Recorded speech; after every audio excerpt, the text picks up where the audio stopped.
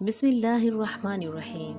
معزز ناظرین، حضرت زید بن حارثہ رضی اللہ تعالیٰ عنہ ان اکابرین صحابہ میں سے ہیں جنہیں رسول اللہ صلی اللہ علیہ وسلم کا دست شفقت نصیب ہوا اور رسول اللہ صلی اللہ علیہ وسلم کا ساتھ نصیب ہوا۔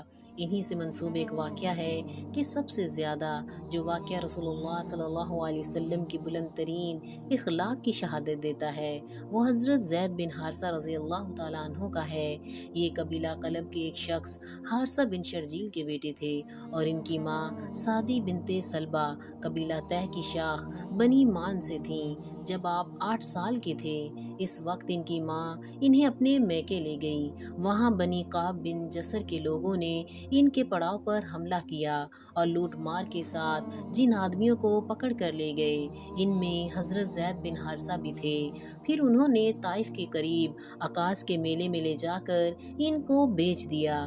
خریدنے والے حضرت ختیجہ رضی اللہ تعالی عنہما کے بھتیجے حکیم بن حزام تھے۔ انہوں نے مکہ لے جا کر اپنی پھوپھی صاحبہ کی نظر کر دیا۔ رسول اللہ صلی اللہ علیہ وسلم سے جب حضرت ختیجۃ الکبریٰ رضی اللہ تعالی عنہما کا نکاح ہوا تو رسول اللہ صلی اللہ علیہ وسلم نے ان کے ہاں زید بن حارثہ کو دیکھا اور ان کی عادات و اطوار رسول اللہ صلی اللہ علیہ وسلم کو اس قدر پسند آئی کہ آپ صلی اللہ علیہ وسلم نے انہیں حضرت ختیجہ رضی اللہ تعالی عنہما سے مانگ لیا۔ اس طرح یہ خوش قسمت لڑکا اس خیر خلائق ہستی کی خدمت میں پہنچ گیا جسے چند سال بعد اللہ تعالیٰ نبی بنانے والا تھا۔ اس وقت زید بن حارثہ رضی اللہ تعالی عنہ کی عمر 15 سال تھی۔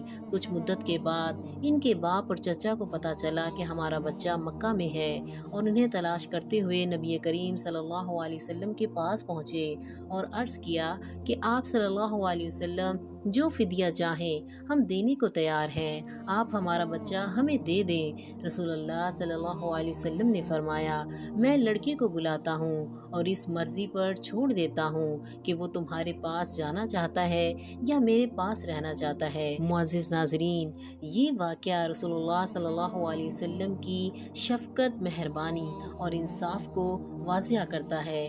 رسول اللہ صلی اللہ علیہ وسلم نے فرمایا اگر وہ تمہارے پاس جانا چاہے تو میں کوئی فدیہ نہ لوں گا اور اسے یوں ہی چھوڑ دوں گا، لیکن اگر وہ میرے پاس رہنا چاہے تو میں ایسا آدمی نہیں ہوں کہ جو شخص میرے پاس رہنا چاہتا ہو اسے خواہ مخواہ نکال دوں۔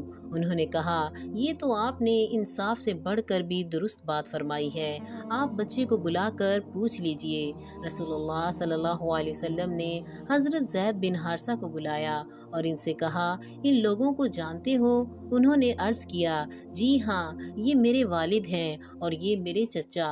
رسول اللہ صلی اللہ علیہ وسلم نے فرمایا اچھا تم ان کو بھی جانتے ہو اور مجھے بھی، اب تمہیں پوری آزادی ہے، چاہو تو ان کے ساتھ چلے جاؤ اور اگر چاہو تو میرے ساتھ رہو۔ معزز ناظرین، حضرت زید بن حارثہ رضی اللہ تعالی عنہ کو رسول اللہ صلی اللہ علیہ وسلم سے جو شفقت اور محبت نصیب ہوئی اس پر انہوں نے اپنے والد اور چچا کو ترجیح نہ دی اور انہوں نے جواب دیا میں آپ صلی اللہ علیہ وسلم کو چھوڑ کر کسی کے پاس نہیں جا سکتا۔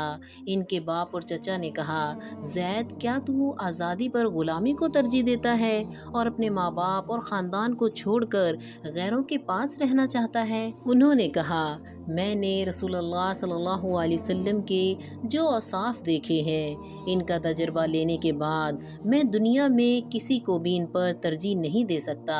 زید بن حارثہ رضی اللہ تعالیٰ عنہ کا یہ جواب سن کر ان کے باپ اور چچا بخوشی راضی ہو گئے۔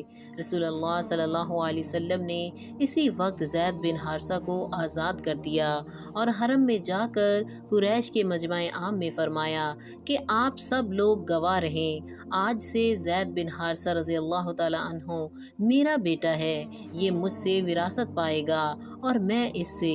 اسی بنا پر لوگ ان کو زید بن محمد صلی اللہ علیہ وسلم کہنے لگے۔ معزز ناظرین، اللہ تعالیٰ ہمیں حضرت زید بن حارثہ رضی اللہ تعالیٰ عنہ کی طرح رسول اللہ صلی اللہ علیہ وسلم اور اہل بیت سے محبت نصیب فرمائے، آمین یا رب العالمین۔ معزز ناظرین، امید کرتی ہوں کہ آپ کو میری یہ ویڈیو پسند آئی ہوگی۔ اسی صدقہ جاریہ سمجھتے ہوئے لائک کریں، کمنٹس کریں اور شیئر کریں۔ جزاکم اللہ خیر۔ السلام علیکم ورحمۃ اللہ وبرکاتہ۔